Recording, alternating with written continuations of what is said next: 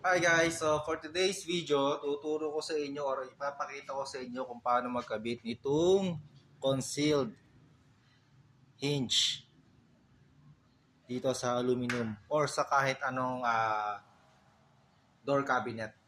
So pare-parehas lang sila kung paano mo sila ikabit. So ito ay yung tinatawag nila na concealed hinge na C2 or semi-overlay or semi-overlap. Ito yung kapag ka nasa isang hamba ng cabinet. So nandito siya, kalahati lang yung nakapatong sa kanya. Ito yung tinatawag na semi-overlay or semi-overlap. Tapos yung full overlay ay yung nakaganyan. Yun yung C1. Tapos yung C3, yun naman yung inset, yung nakapasok dito sa loob ng hamba ng cabinet. So ito ay C2. So pare-parehas lang naman yon kapag kinabit mo. So kailangan mo lang ng holso. Yan. So dito ay holso ang kailangan kasi ito ay bakal or aluminum. Kaya ito ang gamit natin. Sa kahoy ay ibang klase na bit or pambutas.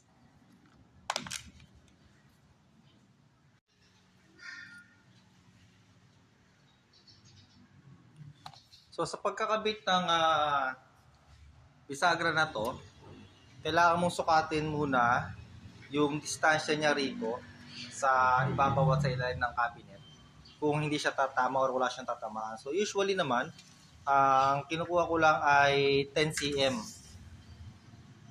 Yan. So 10 cm mula dito sa dulo, kuha ko ng 10 cm.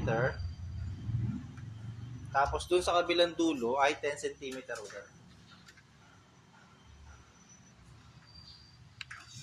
So, ang distansya, ang distansya nito, itong dulo nito, dapat ay dito ay meron kang allowance na 1/4. Yan, 1/4 inch dito yan. So, dapat meron kang 1/4 dito na distansya. Hindi siya dapat nakapantay na ganyan or ganyan. Dito sa dulo niyan to, sa bilog niyang yan, dapat diyan ay meron kang 1/4 na distance simula sa dulo dito sa labas dahil nakaganyan yan. So kukunin mo yung 1/4 niya. So usually, simula dito sa dulo, yon ay sumusukat ng 2.4 cm. So tatapat mo lang dito yan and then guhita mo. Yan.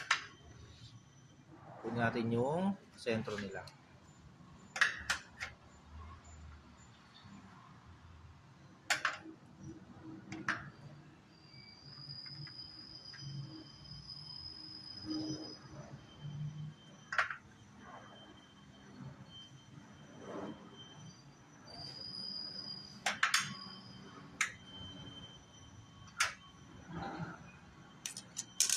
Yan, kapag nakuha mo na yun, saka mo siya butasin gamit itong also.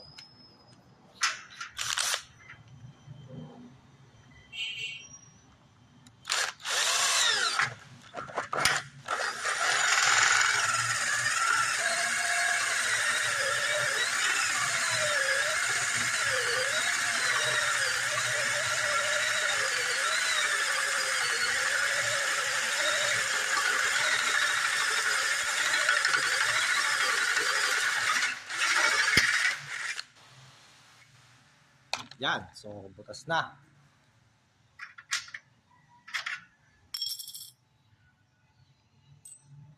Sunod yan ay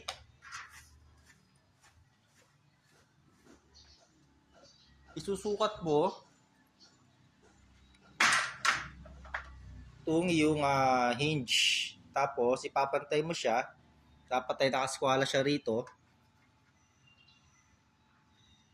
bago mo siya i-fix. So dito, ang gagamitin natin ay blind rivet.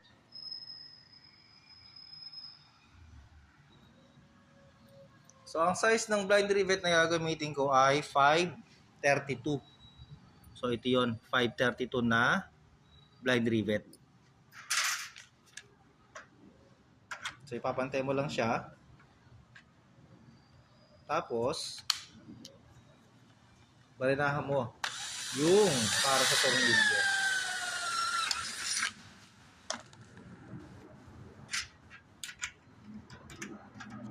Tapos sa kabila.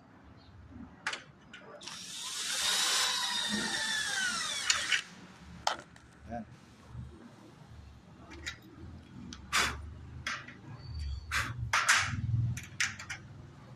Tapos, i-re-rivet mo na siya gamit itong riveter.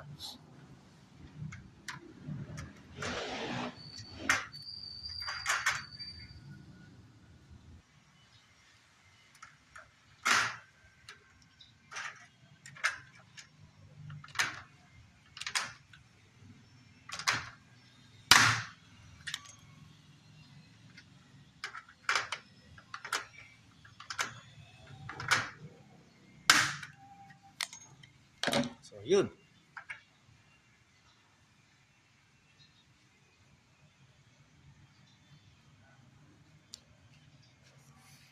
So, yung distansya sinasabi ko, dapat ay yan ay 1/4 inch.